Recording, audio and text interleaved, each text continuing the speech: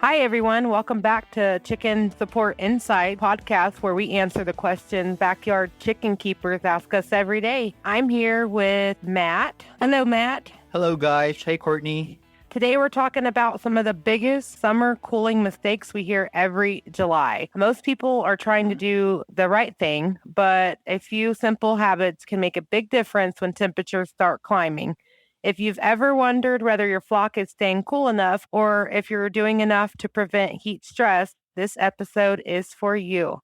Let's jump in. Matt, what's one of the most common cooling mistakes you hear from backyard chicken keepers during the summer? I think one of the biggest mistakes is waiting until the birds already look hot before making changes. So by then, they're already working hard to cool themselves. One of the best things you can do is make sure shade is already available before the hottest part of the day. So if you're putting up tarps or moving shelters at noon, you waited too long. Your flock should have a cool place to escape the sun as temperatures start climbing in the morning. So shade is only part of the equation. Good airflow is just as important because moving air helps bird release heat more effectively. A shaded area with no breeze can still get pretty hot. So the key here is to think ahead instead of reacting. If you prepare before the heat arrives, your birds will stay much more comfortable and handle those hot summer days a lot better. Yeah, that's right, Matt. Prevention really is easier than trying to cool birds down once they're already overheated and stressed. Yep. And Courtney, what are some of the biggest hydration mistakes people make? A lot of people are surprised how quickly water can become warm during the afternoon since the temperature's so hot. Birds simply won't drink as much if the water isn't appealing. So only providing one water source is probably not ideal. You want them to have multiple different options that you can keep fresh and cool. Water heating up throughout the day, just dump it out, get rid of it, start over, make sure they got some good fresh water. You can add ice to your water. I mean, they like to peck around at it and it floats around and it keeps it cooled down a little bit longer. Even frozen water bottles, throw that into your waterer if you have one that would fit it in there. I use the big round rubber containers for water, and I can throw something like that in there and keep it cold. Keeping your waters in the shade will help it stay a little bit cooler than if it was in the heat. So checking your water frequently throughout the heat wave. So checking it more than once during the day, keeping them clean. And like I said, placing it somewhere in the shade. And as the sun is moving, the shade areas change. So having waters in different locations in your yard, depending on that, is a good idea for that. Yeah, exactly. Having multiple water stations can make a huge difference, especially for larger flocks. Right. So it looks like we'll be right back. Enjoy some information real fast. Hey, this is Courtney, Customer Support Manager here at Valley Hatchery. Quick reminder before we keep going. The moment your chicks arrive, get them into a pre-warmed brooder, then call us right away. Do not wait until the next morning. That first 24 hours is the window that matters most. Weak chicks, lethargy, anything that does not look right. We need to hear from you immediately.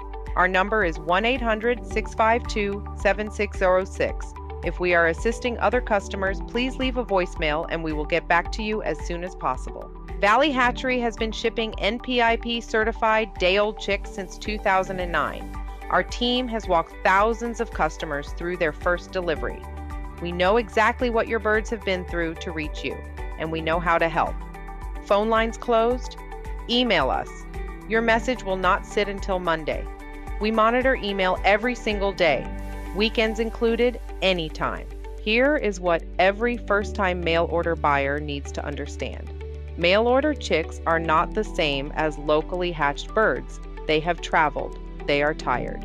Getting that first 24 hours right takes expert guidance, and that is exactly what we are here to give you. And before delivery day, make sure you have downloaded our free chick care guide at valleyhatchery.com. It walks you through everything from day 1 to week 6, so nothing catches you off guard. Our support does not end at checkout. We are with you until your flock is fully grown and thriving. Because at Valley Hatchery, we believe that getting your chicks is just the beginning. If you're enjoying Chicken Support Insights, be sure to subscribe wherever you listen to podcasts so you don't miss future episodes covering seasonal flock care, breed education, and practical backyard poultry tips. All right, let's get back into today's discussion. We also hear a lot about electrolytes during the summer. What's the biggest misconception there? I think one of the biggest misconceptions is that electrolytes are a cure-all for hot weather. They definitely have their place, but they're not suitable for good summer management. The first priority is always making sure your birds have constant access to fresh, clean, and cool water. If they're not drinking enough, electrolytes alone won't solve the problem. So before reaching for supplements, focus on the basics, like providing plenty of shade, make sure there's good ventilation and airflow, and keep fresh water available throughout the day. Those things make the biggest difference in helping your flock stay comfortable. Electrolytes, it can be helpful too during periods of extreme heat or stress, but they work best as part of an overall heat management plan and not just as a replacement for good daily care. Right. That's one tool and not the entire solution. And if you'd like to dive a little deeper into this topic, we've put together a helpful article on our website called Heat Stress in Chickens, Signs, Prevention, and Treatment. It walks through the warning signs to watch for, ways to prevent heat stress before it starts, and what to do if one of your birds is struggling. We'll have a link to it in this episode's description. So be sure to check it out after you're done listening. All right. What behavior should keepers watch for that tell them their birds may be getting too hot? Yes, your birds usually tell you how they're feeling if you know what to look for. So it's just kind of knowing what they're trying to tell you. If they're panting, if they're holding their wings away from their body, if they're not very active, they just reduce their activity. If they're seeking shade, making sure they're not in the heat, they're running into the shade areas. They're pretty smart creatures, standing instead of foraging.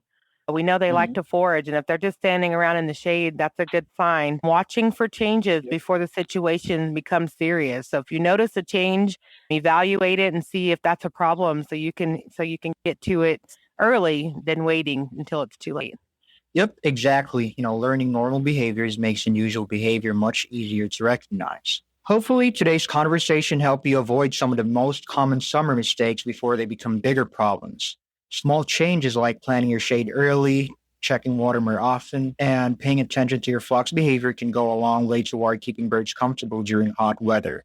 And if you have a chicken question you'd like us to answer in a future Chicken Support Insight episode, we'd love to hear from you. You can send us your question through the fan mail link in this episode's description on Buzzsprout. We read those submissions and may feature your question in an upcoming episode. Thanks so much for listening, and we'll see you next time. Take care, everyone, and take care of those flocks. Bye for now. Bye-bye.